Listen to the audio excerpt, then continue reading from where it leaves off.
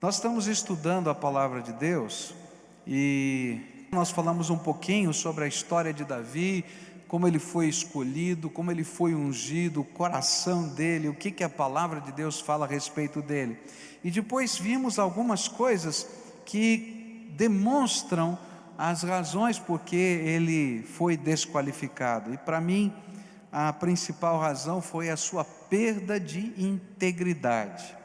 E nós vimos alguns aspectos onde a integridade desse rei foi sendo corroída ao longo dos tempos. Primeiro, nós vimos os valores pessoais. A Bíblia dizia que um rei de Israel não podia fazer três coisas: multiplicar cavalos, multiplicar mulheres e multiplicar a sua fortuna pessoal. E Davi fez exatamente aquilo que Deus disse que não era para um rei fazer. E é interessante porque isso era tremendamente permitido e culturalmente aceito no seu tempo, mas não era a vontade de Deus para o seu ungido. E aí, quando a gente abre pequenas concessões culturais, às vezes perfeitamente aceitas na sociedade, no nosso coração, nós vamos entrar em conflito com Deus. E quando a gente perde integridade, porque a palavra integridade quer dizer inteiro, completo, perfeito. Quando a gente perde integridade, mesmo que seja um pedacinho, já não é mais inteiro, já não é mais completo. E é essa a ideia da palavra de Deus. A segunda perda da integridade foi a integridade da sua autoimagem. Ele foi se dando algumas liberdades, porque ele se achava o rei, né? Ele se achava o homem mais importante, ele se achava o homem mais poderoso, aquele que tinha conseguido as maiores vitórias. E a gente se esquece que tudo vem pela graça de Deus. Não dá para achar nada, porque tudo é graça. O dia que Deus tira a mão de graça na nossa vida, não vai sobrar nada. Depois ele perdeu a sua integridade interpessoal, ou seja, ele parou de valorizar as pessoas que estavam ao seu lado.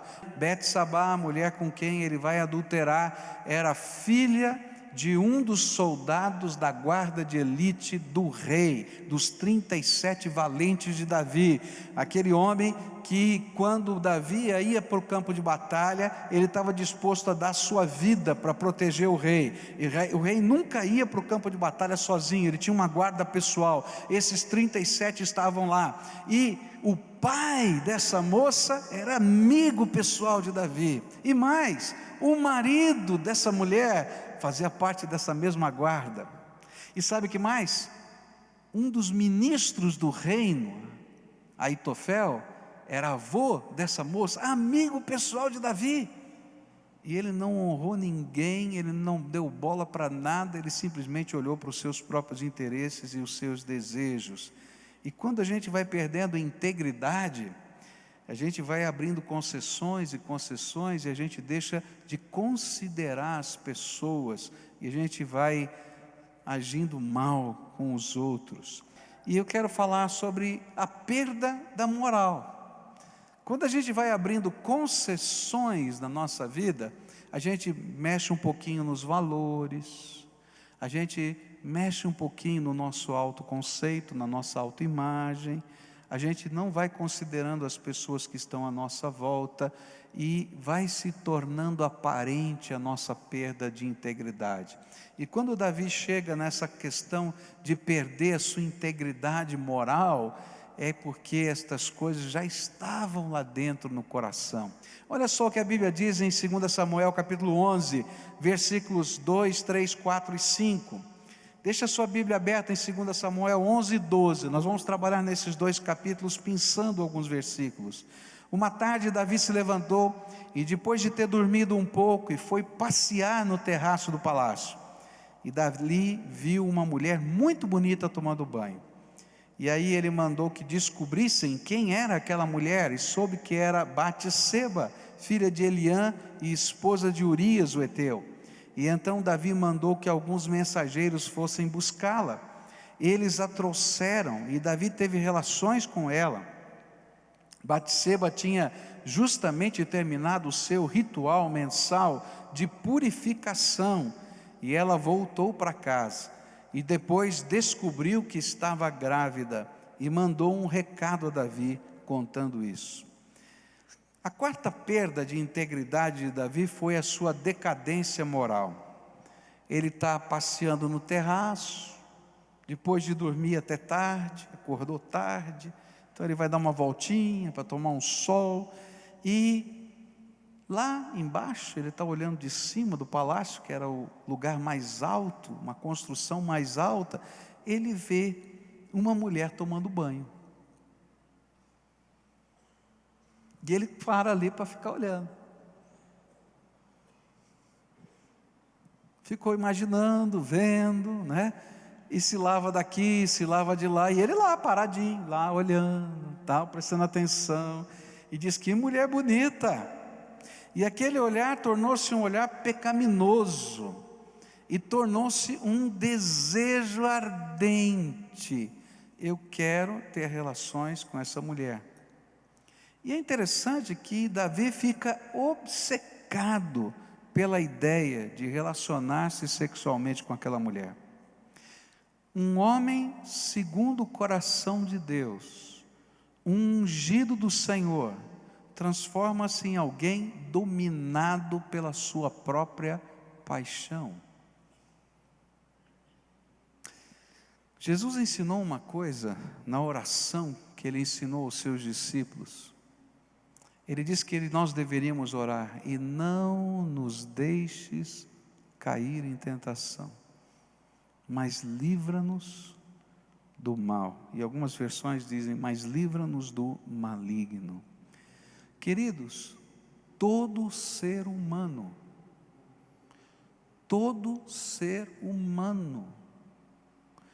ele é passível de tentação.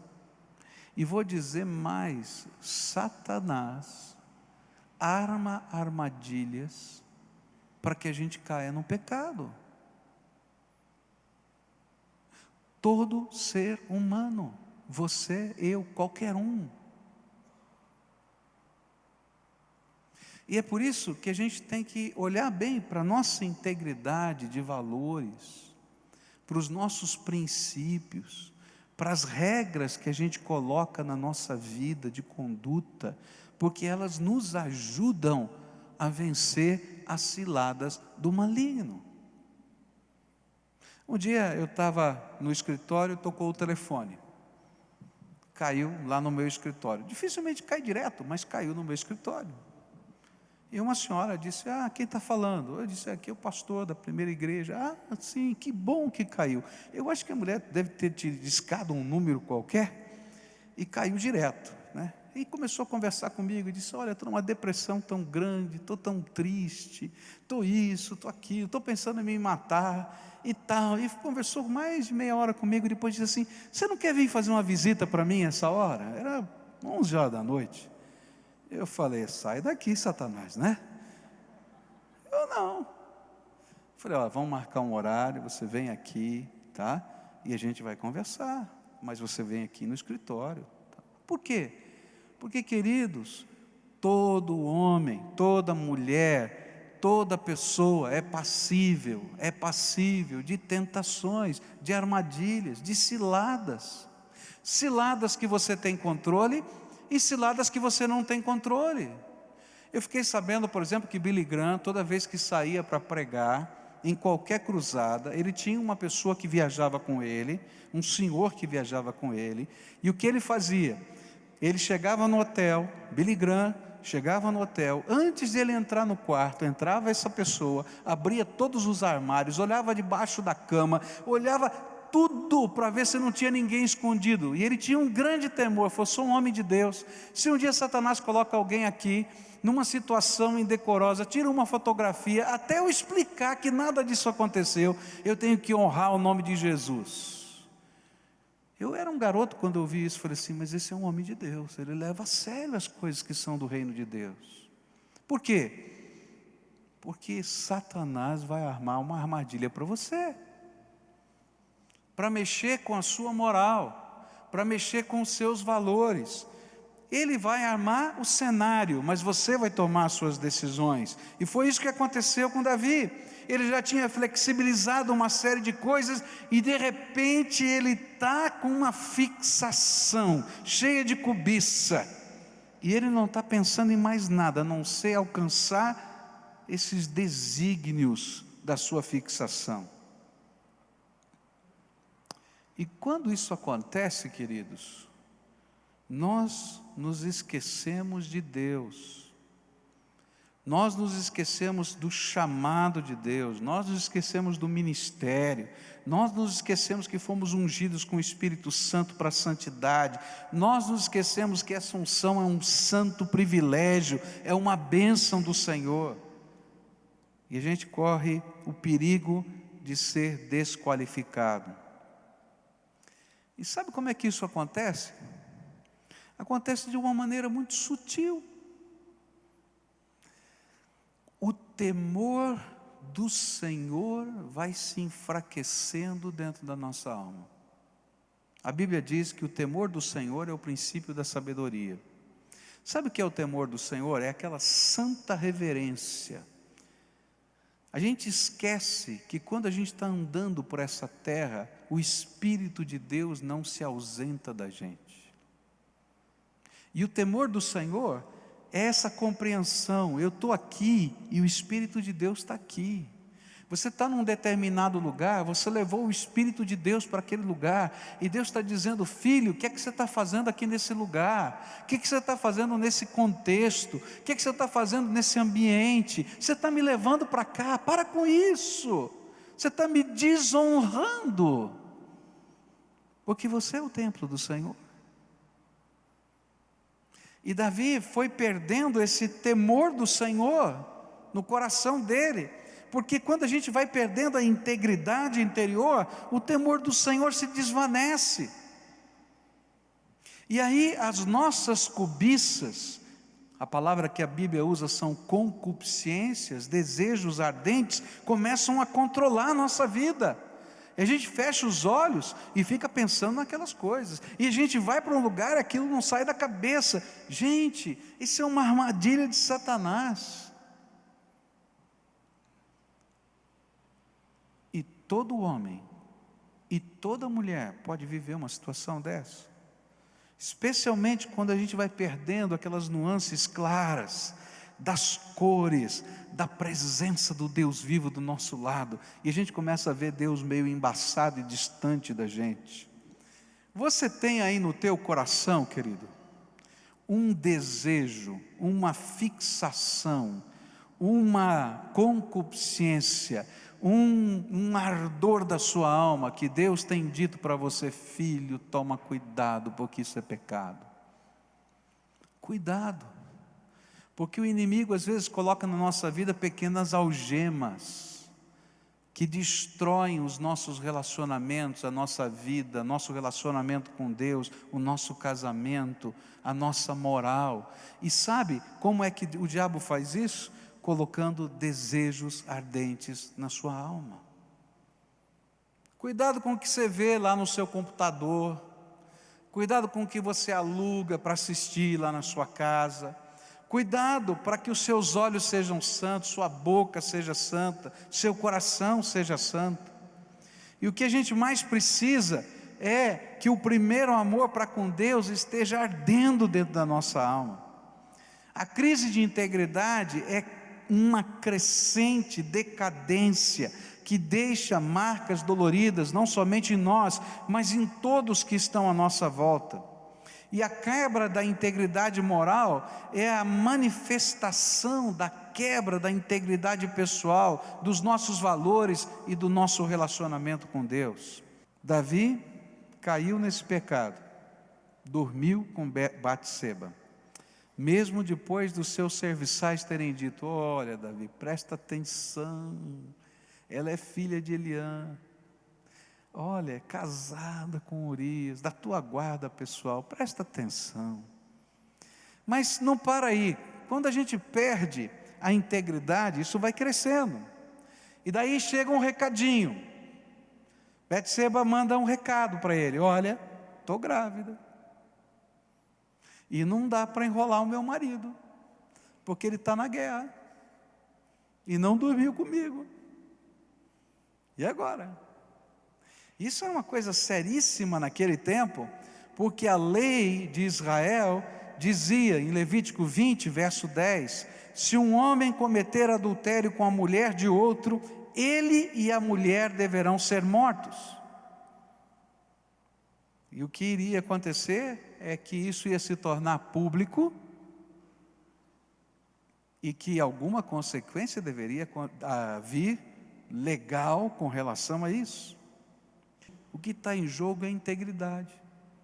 Quando a gente abre mão da integridade da gente, na moral, a gente vai abrir mão na integridade do poder governamental. E é exatamente isso que vai acontecer com Davi. E a história de Davi vai mostrar exatamente isso. Por isso então Davi começou a pensar, olha, não tem jeito, esse negócio vai virar um escândalo que pode dar na morte, ou minha, ou dela, ou dos dois. Então eu tenho que achar uma maneira de sair dessa encrenca. E olha, queridos, essa é a tentação da integridade que continua acontecendo nos dias de hoje. Quando eu me vejo apertado pelos meus erros, eu quero achar uma saída fácil, mesmo que eu tenha que corromper-me mais ainda. E aí então Davi disse o seguinte, bom, eu vou usar a minha autoridade política, afinal eu sou o supremo comandante do exército aqui, e eu vou mandar chamar o marido dessa mulher para vir para casa, não é? Para trazer alguma mensagem lá do general, ou sei lá o que, arrumo uma boa desculpa, então vou usar o meu poder político, vou usar a minha influência, vou trazer esse homem para cá, não é? E ele vem para cá, visita a mulher dele, dorme com a mulher dele, então ele não vai saber se o filho é meu, é dele, está tudo resolvido. Já achei a minha saída. E ele faz exatamente isso, ele manda uma mensagem, e lá vem o homem, e você vai encontrar essa história nos versículos 6 a 11, do capítulo 11 de 2 Samuel, mas aquele soldado tinha aprendido uma coisa tremenda com Davi, ele era da guarda pessoal, ele tinha aprendido com o Davi de outro tempo, a não se permitir privilégios enquanto seus soldados arriscam a vida. Como é que ele aprendeu? Um dia, Davi teve vontade de beber a água da fonte de Jerusalém, e eles estavam em guerra, e esses soldados da guarda pessoal foram lá para a fonte de Jerusalém e pegaram água, e quando trouxeram de manhã a água, e Davi acordou e disse, Davi, essa é a água da fonte, nós trouxemos para você. E Davi disse, eu não posso beber dessa água, porque vocês arriscaram a sua vida por isso. E então ele derramou a água no chão, na frente dos seus soldados mais valorosos, e ofertou ao Senhor, porque aquilo representava o sangue deles. Quando Davi estava numa batalha, ele nunca comia uma comida diferente que os seus soldados comessem, ele sempre comia a mesma comida, porque ele achava que não podia ter privilégios diferentes, eles eram irmãos que estavam no exército do Senhor. E quando aquele homem chegou, e Davi disse, moço, vai para a tua casa, ele disse, eu não posso, porque eu sou oficial do exército, e os meus soldados estão na frente da batalha, e a arca da aliança do Senhor está lá na frente de batalha, e eu estou aqui, eu não posso me dar esse privilégio, eu estou aqui em missão, e eu preciso voltar para cuidar dos meus soldados. Quem é que ensinou isso para aquele homem? Davi. Mas naquela hora Davi não gostou da lição. Vai ser Caxias assim em outro lugar, você bem que podia ir para a tua casa, resolvi o problema, estava tudo bem, mas ele não vai. No dia seguinte então ele diz, olha, você vai ficar mais um dia, porque eu tenho que resolver alguns problemas, e você vai ficar comigo mais um dia. Aí convida esse homem para almoçar, e ele tem um segundo plano.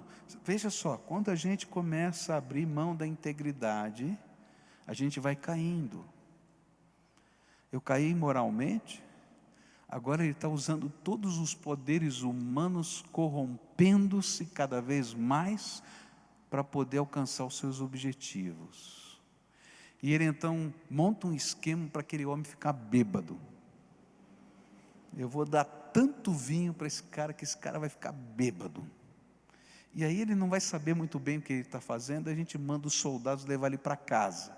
Ele não sabe se ele dormiu, se ele não dormiu, o que aconteceu, e aí está resolvido o problema. Ele dormiu uma noite, uma tarde em casa, está tudo ótimo, maravilhoso, a mulher está grávida, é filho dele.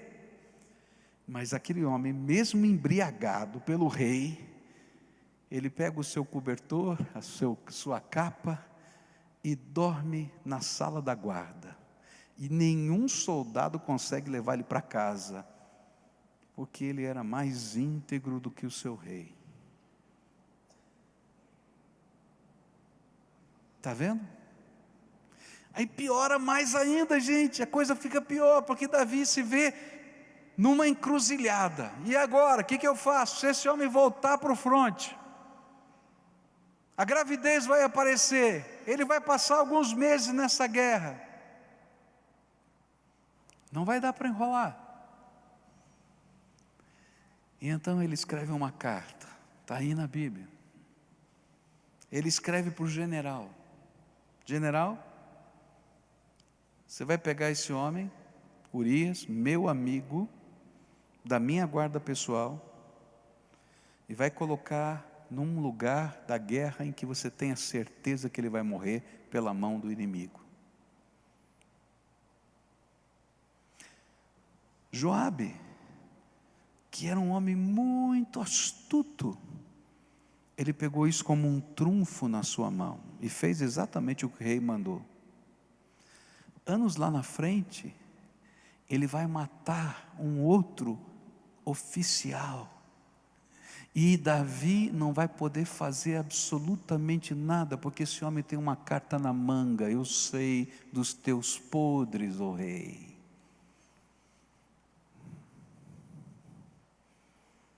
E sabe o que é pior?